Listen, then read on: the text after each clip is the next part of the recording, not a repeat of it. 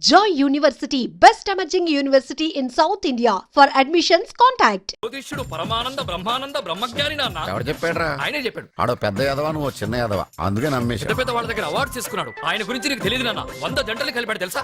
ఏట్లోనా? నాన్న, నా జాతకం చూపించి నా పెళ్లి చేస్తావా లేదా నీకు తద్దిలం పెట్టించమంటావా? అబ్బా, నీ పెళ్లి నా చావుకు వచ్చిందిరా. ఓ పని చేద్దాం, ముందు మా నాన్న జాతకం చూపెడదాం. అబ్బా, ఈయన చచ్చి 20 ఏళ్ళు అవుతుంది కదా. అందుకేరా ముందు ఈ జాతకం చూపెడతాను. ఇది కరెక్ట్ గా చెప్పాడు అనుకో, వాడు కరెక్ట్ అని నేను ఒప్పుకున్నాను. లేదంటే వాడి జాతకం నేను చూస్తాను. నాన్న చూసావా ఎన్ని అవార్డ్స్? నమస్కారం సార్, ఇది మా అబ్బాయి జాతక చక్రం. చిన్నప్పుడు రాయించాను. ఇది చూసి మీరు వాడి జాతకం చెప్పాలి.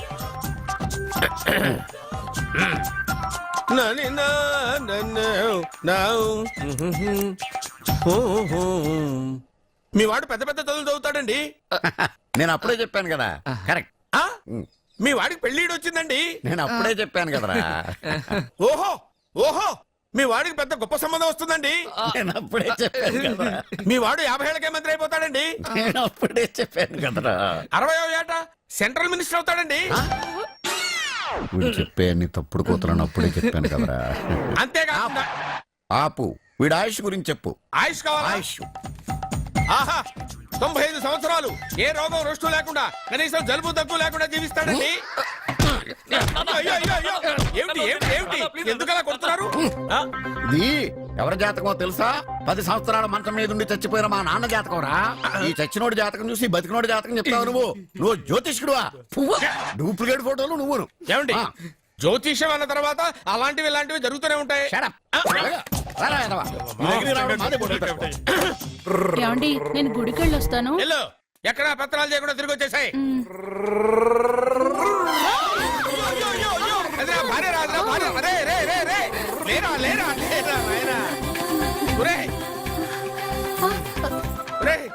పని మీద వెళ్ళేవాడిని చూశాను కానీ పని కట్టుకుని మా ఆవిడ తగిలేవాడిని నిన్నే చూశాను రా. ఏదో పిల్లలకు భోజనం తీసుకెళ్లే తొందరలో తగిలాను. అలాగే వెళ్ళు. ఏయ్, నువ్వెక్కడికే? వెళ్ళు వెళ్ళు వెళ్ళు, అదే పంపిస్తాను. వెళ్ళు. అవుట్ అంటే ఇంక అడగనులే. నమస్కారం అండి. మీరే కదా జ్యోతిష్య సింహ స్వర్ణ కంకణ గ్రహీత? ఆగు, ఇప్పుడు చెప్పు. బ్రహ్మానంద పరమానందం గారు. నీకేం కావాలో అడుక్కో.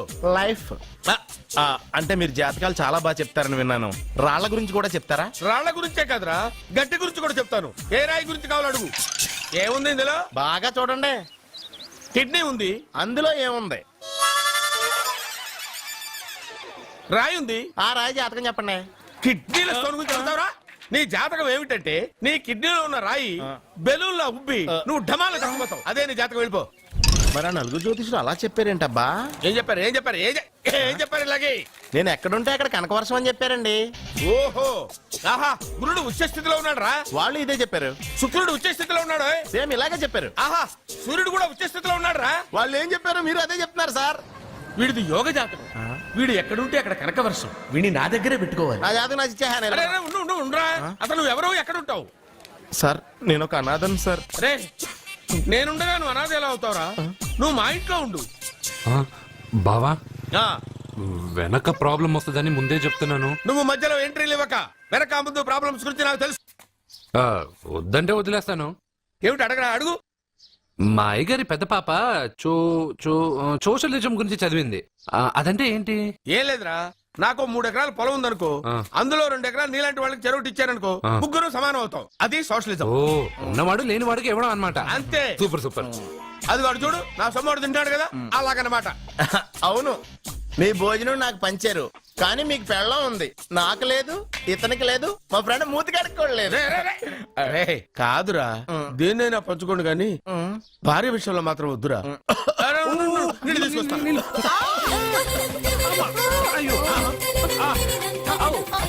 సూపర్ యాక్షన్ యాంగిల్ ఎంత రొమాంటిక్ గా ఉందో. One more round please. పట్టుకో. ఏ కళ్ళు నెత్తికెక్కాయా? నా పెళ్ళాన్ని తగలకుండా నడవలేవా? గుద్దింది నేనండి, వాడు కాదు. కానీ దొల్లింది వాడండి, మీరు కాదు. నువ్వు వెళ్ళరా. వీడోకేనండి, వాణ్ణి తీసుకొచ్చి ఇంట్లో కూర్చోపెట్టారేంటి? పూటకి పావు బస్తా లేచిపోతుంది. ముందు వాణ్ణి బయటికి గంటండి. ఓ పిచ్చి మొహమా, వాడు మన ఇంట్లో ఉంటే కనక వర్షం కురుస్తుంది. ఆ, మన ఇంట్లో ఉన్న పాత్రలన్నీ బంగారు పాత్రలు అయిపోతాయి, బీరువాలో ఉన్న నగలన్నీ వజ్రాలు అయిపోతాయి, నీ నాచీర్లన్నీ పట్టు చీరలు అయిపోతాయి. ఆ. ఆ, తననది తనేన. నువ్వు యూత్రా, నీ స్ట్రెంగ్త్ ఏంటో నేను చూడాలిగా.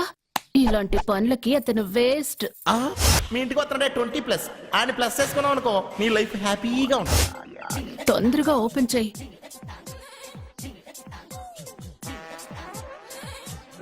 అయ్యో రాంగ్ గా తిప్పుతున్నావురా. ఎలా తిప్పు?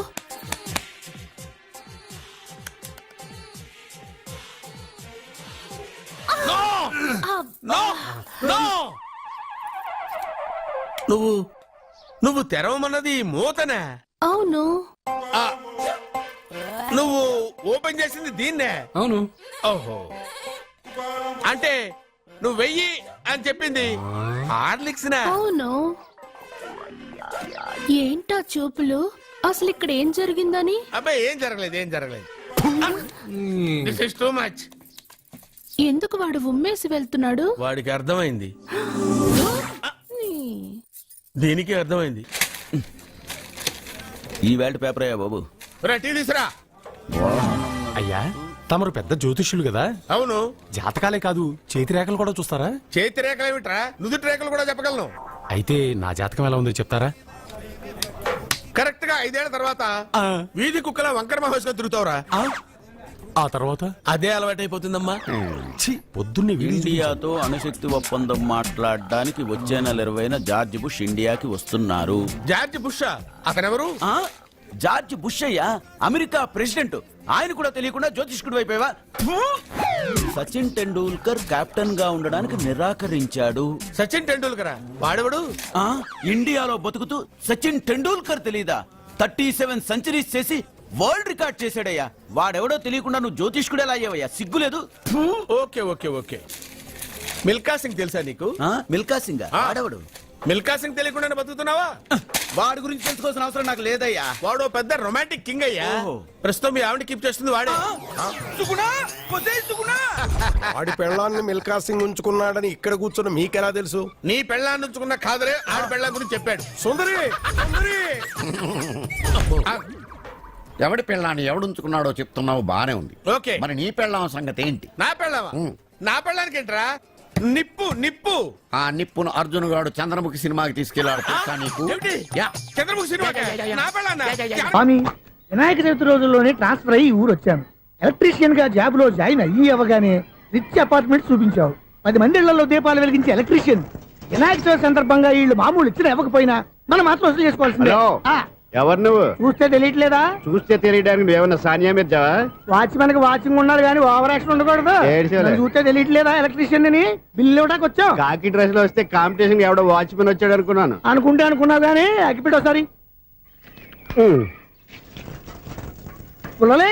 నువ్వు అగ్గి పెట్టాడుగా కానీ పుల్ల అడిగావేంటి? ఇదిగా ఎలగటం లేదా? ఎలా వెలుగుద్ది? అగ్గిపెట్టి అండర్ గ్రౌండ్ నుంచి పుల్ల చెవిలోంచి తీసి ఇచ్చావు. 2 నానపై ఎడుతున్నాయి. ఇంకో పుల్లి ఇదిగో రెండోది.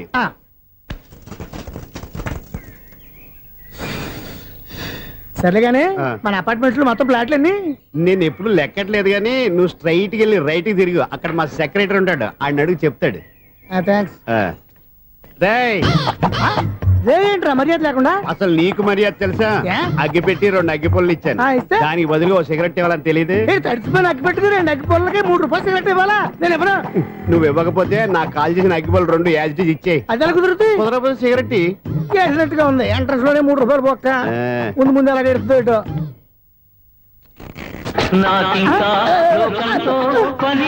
అయ్యి బాబు, ఈడేవడా లౌడ్ స్పీకర్ ఇన్స్టేట్ వేసుకున్నాడు?